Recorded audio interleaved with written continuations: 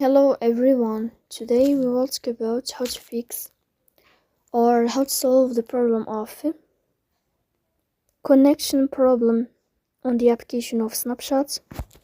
You will go to settings.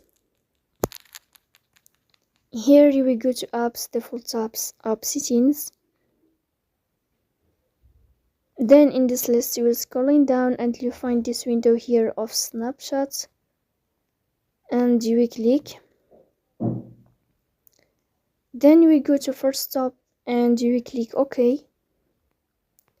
Here you will enter to the window of storage.